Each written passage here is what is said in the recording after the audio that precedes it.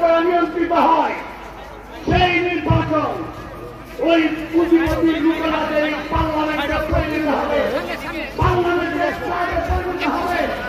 আমরা তাই বলেছি রাজনীতি ছেড়ে দিতে হবে এবং বাংলাদেশের যে রাজনীতি ওই লোকেরা কালকাটার মানুষেরা চিন্তাই করে নিয়েছে, সেই চিন্তাই রাজনীতি জনগণের কাছে ফেরত নিয়ে আসতে হবে।